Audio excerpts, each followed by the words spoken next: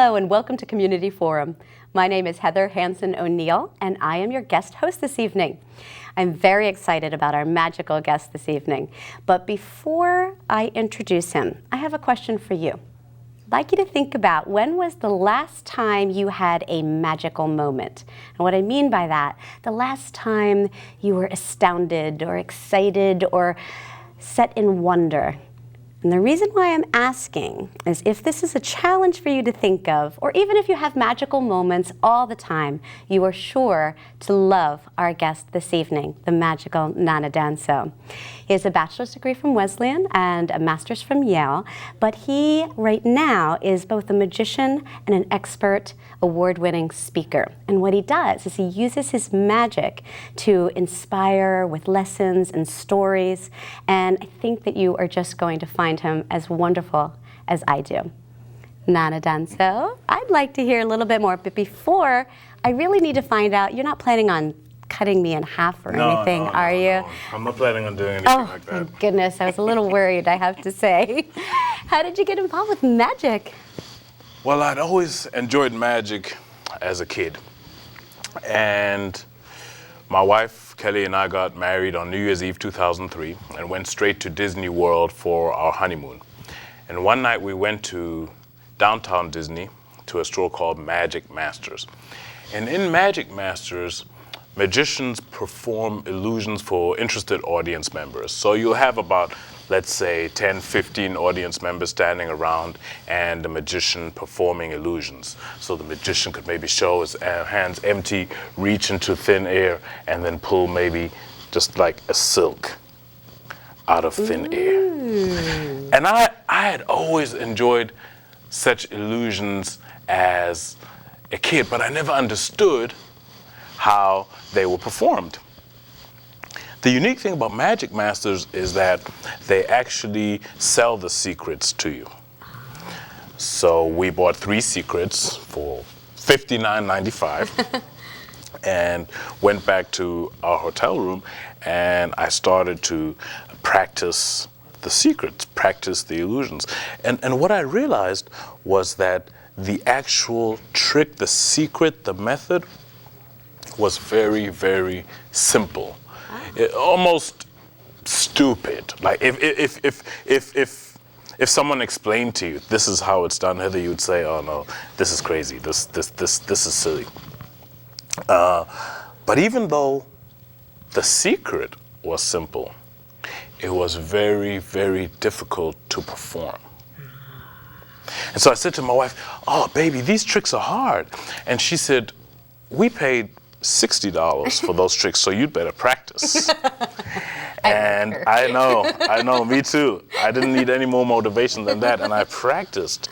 I practiced a lot just to get simple moves that people usually don't even see. And that's when I realized that there's a big correlation between the magic that you see a performer like David Copperfield do and the magic in our lives. Because everyone wants a magic life. Everyone wants a fabulous body, the best job. Everyone wants to perform at their peak. But it takes a lot of practice and a lot of energy to get to that level. And so for magicians to create magic, when David Copperfield does a show, he needs to really practice how to make it appear like he's flying, make it appear that he's levitating or sawing people in half. And that takes a lot of hard work from the magician's perspective. From the spectator's perspective, believing in magic is a choice. So some people just see silly sleight of hand and say, oh, that's just a trick, there's smoke, there's mirrors, it's not real magic. And many choose to believe in magic because in those shows you have many intelligent, rational adults, it's not just kids, that choose for 1 hour to suspend their disbelief and see magic. So seeing magic and experiencing magic is a choice from both perspectives. The magician's perspective to practice and to get to that level and create the magic in your life, and then from the spectator's perspective to choose to see magic. That's awesome. I've always been amazed by magic, but I also was one of those kids, little precocious, looking around, what's behind there? Right. But I did the same thing. I didn't spend $60 on it, but I did the same thing where I got like a little magic kit for the holidays. And I could never figure out, you say it's so simple, I could never figure out how to do it without everyone like rolling their eyes at me. Yeah, we can see what's going on. So is there some type of distraction that's involved? Like the way, like you have a voice that can draw them in, or gestures that draw their attention away. Does that have something to do with it as well? Absolutely, and in magic that's called misdirection. The big stage illusionists use smoke, mirrors, pretty assistants.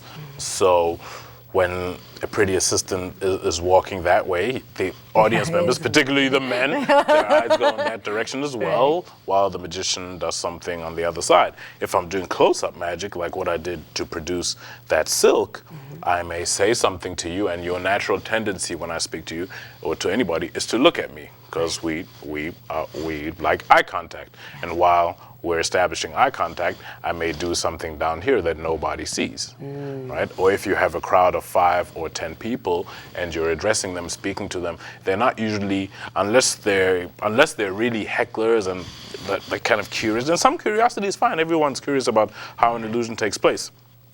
The minute you speak with someone or you make a big gesture here, that big gesture draws people's attention here, and so the big move covers the small move that's taking place. And that's the whole purpose of misdirection: the smoke, the mirrors, the pretty assistants, the clapping, or it's almost as, to put it in simple terms, if it's a kid misbehaving, misdirection is as simple as, hey guys, look over there. That's misdirection. That's misdirection. Not very subtle. Not very subtle, but effective nonetheless.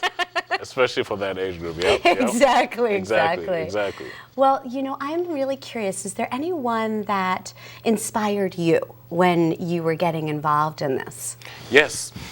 So when we got back from the honeymoon, I started to look up magic effects on websites. I started to read about the subject, and this was January 2004, after my first semester of business school. So I'd spend a lot of time online looking at various resources, and then I started performing effects for family members, for friends, for classmates, professors, just for fun. And a lot of times I'd mess them up and people wouldn't take me seriously, but then I started getting better and better. So by the time I was graduating, I remember very vividly I was performing for some classmates and professors, and they formed this huge semicircle around me, and I was doing various tricks. And my dad kind of stuck his head through the crowd and said, "Hey boy, why are you doing this for free?" I thought, yeah, why am I doing this for free, right? That was a very good question. And here I am in business school. Maybe I should think about how to make some money with this. So that summer, my friend and I shot a street magic video just for fun. And I started performing at Cafe Bottega restaurant. And I performed there. I perform on Thursday nights from 7 to 9, Cafe Bottega in New Haven. And people would come and watch me. And then they would hire me for their parties. They would hire me for a Christmas party or to do a surprise birthday party or whatever the case would be. And I did that for several years, and then started connecting how people react and visualize magic close up to how they can do it in their lives. And that's when I became interested in speaking about that message and teaching people how to create real magic. Well, that is really where I want to get into the heart of it too, because whenever I do a community forum show, I like to focus on 3 areas: connection, contribution, and inspiration. And I know that you make a great connection with your audience, and you're always contributing and inspiring. So I know that you've used your magic to create a lot of your speeches. Is there any way that you can tell us a little bit more about how the secrets of magic can help people and inspire them in their everyday lives? Sure. So every magic effect has a secret, a technique. So if Chris Angel walks on water across a swimming pool, there is a secret to how he does that. And many of these secrets were exposed in a show called Magic's Biggest Secrets Finally Revealed. I don't know if you've seen that show where a masked magician performs an effect very beautifully and then explains exactly how the effect is done. And the first time I saw that show, it aired somewhere in 1997, 98, both in the US and in England. I thought, oh man, why would anyone do this? Magic is dead, blah, blah, blah. Why now we know the secrets? But what I realized is that people may be curious about the secret, but they're not that interested in the secret. They would rather see the magic. They want the disbelief. They want to suspend their disbelief. Right. They want to see magic.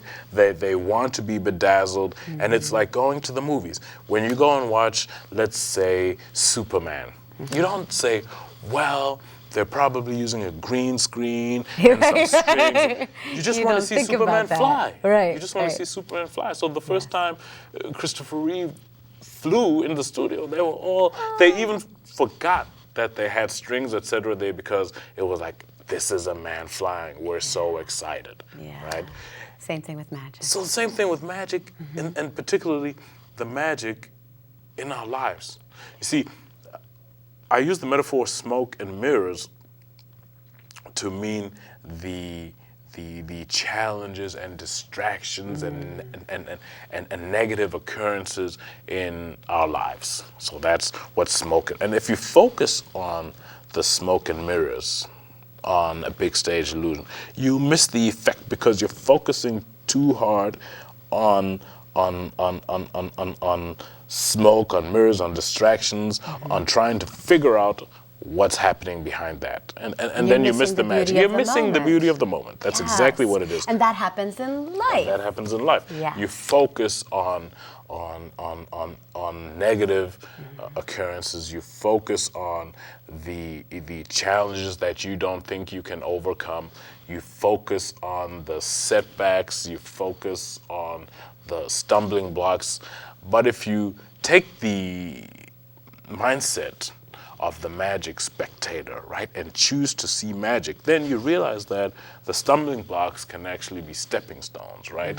The doors are doors of opportunity to somewhere, and that's really and the setbacks are really setups for comebacks, right? So that's how I think we can take what's happening on the stage into our everyday lives and really make that conscious choice. Number one, to make the effort to create magic from the magician's perspective, and number two, from the spectator's perspective, to see the magic.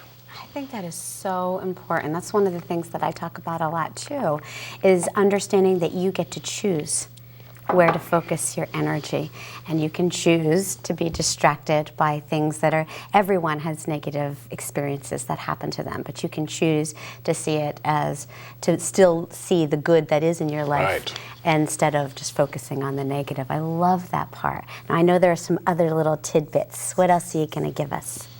Well, when we think about magic, when I started writing about it, I developed something called the magic formula, because often we want to attain something in our lives. We have some goal, some objective. For example, let's talk about the most common one, weight loss, right? Weight loss is probably the most talked about motivation in the US.